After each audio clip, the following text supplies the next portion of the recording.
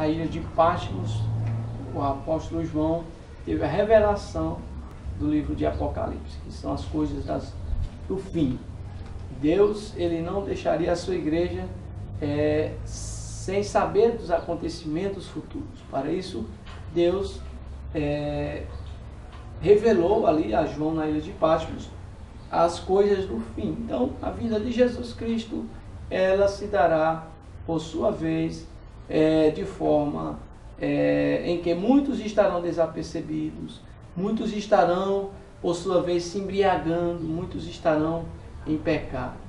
A Bíblia nos diz lá em Mateus, capítulo de número 24, versículo 36 em diante, o próprio Jesus diz: porém daquele dia, hora, ninguém sabe, nem os anjos dos céus, nem o Filho, mas unicamente meu Pai.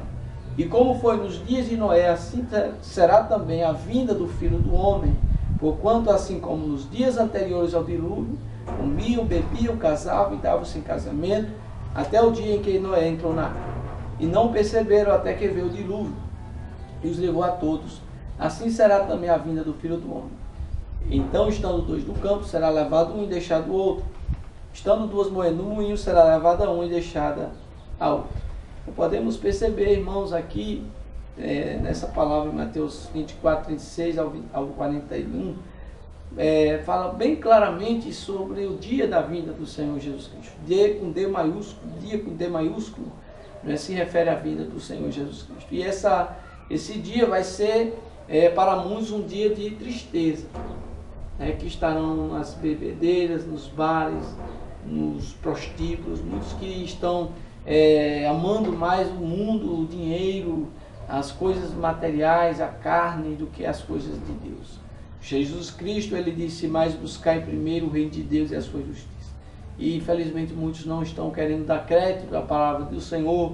O esfriamento está aí, as pessoas não têm mais nem amor, nem respeito pela palavra do Senhor. Então isso é um dos sinais da vinda do Senhor Jesus Cristo. Esse esfriamento, essa antipatia, essa indiferença com a palavra do Senhor, que tudo é normal, tudo é comum, casamento de homem com homem é mulher, casamento de homossexuais, casamento de lésbica, e a sociedade humanista vai tornando tudo relativista, tudo relativo, né? Tudo é normal. Então esse é um dos sinais da vinda do Senhor Jesus também, essa apostasia, esse esfriamento. O amor está se esfriando nas pessoas. Jesus voltará à igreja. Tempo de nos preparar, tempo de estar enchendo nossos vasilhos de azeite, para estar com lâmpadas acesas, para quando Jesus vier, nós possamos estar preparados. Amém? Vamos para o terceiro tópico: os eventos da segunda vinda de Cristo. Primeiro subtópico: o arrebatamento da igreja.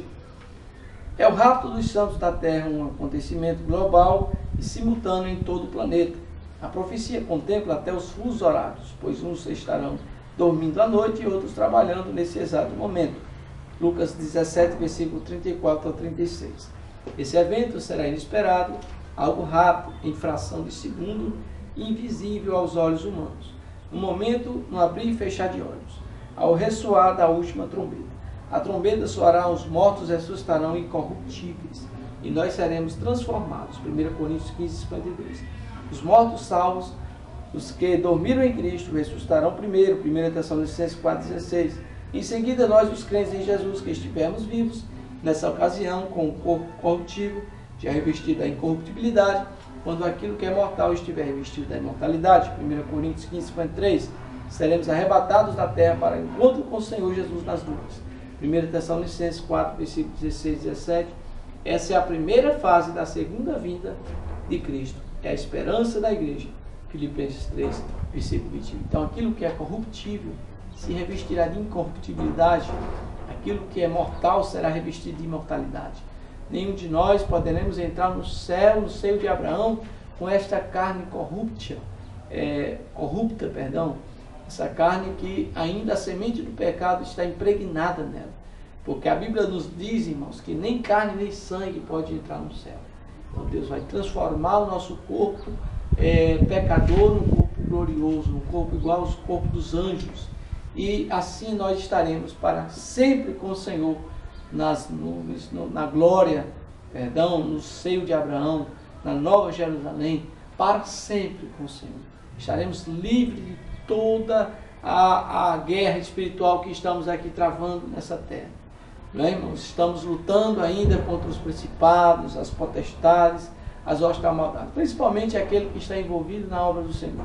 Não é? A liderança da igreja precisa estar em oração, precisa estar em consagração, para que nós possamos, nesses últimos dias maus, resistir ao diabo, e ele fugirá de nós. Amém? Segundo subtópico, a vinda de Cristo em glória. 7 anos depois do arrebatamento da igreja, o Senhor virá em glória visível aos olhos humanos. Mateus 24, versículo 30 ao 31, Lucas 31, versículo 25 ao 28. Nesse retorno de Jesus à terra, ele virá acompanhado dos santos. 1 Tessalonicenses 3,13 e Judas 1,14. O propósito aqui é julgar as nações. Joel 3, 12 ao 14, Mateus 25, versículo 31 ao 32. Restaurará o trono de Davi, Zacarias 12, versículo 8 ao 14, em cumprimento à promessa de Deus feita por meio do anjo Gabriel. E o Senhor Deus lhe dará o trono de Davi, seu pai, e reinará eternamente na casa de Jacó. E o seu reino não terá fim. Lucas 1, versículo 32 ao 33. Destruir a besta e o falso profeta, 2 Tessalonicenses 2,8, Apocalipse 19, versículo 19 ao 20, e estabeleceu o seu reino de justiça e paz na terra. O reino de Deus de 1000 anos. Isaías 2,4, Apocalipse 20, versículo 2 e 3. Então o reino de Jesus Cristo aqui na terra será um reino de justiça e paz. Um reino em que até os animais, eles mudarão a agressividade deles, né? Se tornarão mansos, eles não serão mais carnívoros, né? Porque depois do pecado os animais eles ficaram agressivos, ficaram carnívoros, né? Nós podemos ver aqui em Isaías 11, essa promessa para a mudança da terra, da natureza dos animais. Que diz, porque brotará um rebento do tronco de Jessé, e das suas raízes o renovo frutificará. E repousará sobre ele o Espírito do Senhor, o Espírito de sabedoria e de inteligência, e o Espírito de conselho e de fortaleza, e o Espírito de conhecimento e de temor do Senhor. E deleitar-se-á no temor do Senhor, e não julgará segundo a vista dos seus olhos, nem repreenderá segundo o ouvido dos seus ouvidos, mas julgará com justiça os pobres e repreenderá com equidade os mansos da terra. E ferirá a terra com a vara de sua boca, com o sopro dos seus lábios matará o ímpio. E a justiça será o cinto dos seus lombos, e a verdade o cinto dos seus rins. E morará o lobo com o cordeiro e o leopardo com o cabrito. Se deitará e o bezerro e o filho do leão e a neta, ovelha, viverão juntos. E um menino pequeno os guiará. A vaca e a ursa pastarão juntos, e os seus filhos juntos se deitarão, e o leão comerá palha como o boi, e brincará a criança de peito sobre a toca da áspide, e o já desmamado meterá a mão na cova do basilisco. Então veja que haverá uma grande mudança na natureza durante o reino milenial de Jesus Cristo. Então tudo vai ser transformado, a natureza, o nosso corpo corruptível, imortal, se revestirá de imortalidade. Será a grande esperança que a igreja tem hoje, é a vinda do Senhor Jesus Cristo. Então por que não pregar nos púlpitos das igrejas sobre isso? Não é, irmãos? Nós possamos sim alertar a igreja que Jesus está voltando. Te prepara, porque brevemente o Senhor Jesus voltará. Terceiro subtópico, a grande tribulação. É o período de transição entre a dispensação da igreja e o milênio. Um tempo de angústia e sofrimentos sem precedentes na história. Daniel 12, versículo 1, Joel 2, 2, Mateus 24, 21, Marcos capítulo 13, versículo 19, também conhecido como o dia do Senhor. Joel 1, 15, 2 Pedro 3, 10. A igreja não passará por esse período que é conhecido como a grande tribulação. 1 Tessalonicenses 1, 10. Será a era do anticristo, 2 Tessalonicenses 2, 7 ao 9, identificado como a besta, Apocalipse 13, versículo 2 a 8. O falso profeta será o porta-voz do anticristo, que enganará o povo por meio dos falsos milagres. Apocalipse 16, versículo 13 ao 14. O anticristo fará um concerto com a nação de Israel por uma semana de anos. Daniel 9, 27. Mas na metade deste período o concerto será rompido, pois os judeus descobrirão que fizeram um acordo com o próprio diabo. Só a partir daí é que começa o período da angústia de Jacó. Jeremias 37. Todos esses horrores estarão registrados a partir do capítulo 6 de Apocalipse.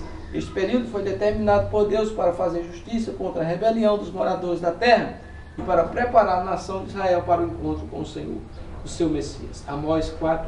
Então a grande tribulação vai ser um momento em que a nação de Israel, a descendência de Abraão, Isaque e Jacó, terá um momento de se redimir, pois não receberam, rejeitaram o Messias prometido, o Senhor Jesus Cristo, e agora eles poderão redimir-se com Deus. Por meio do arrependimento, eles crerão que Jesus Cristo é o Messias prometido e eles se arrependerão e aceitarão o Senhor Jesus Cristo no último momento, na última hora.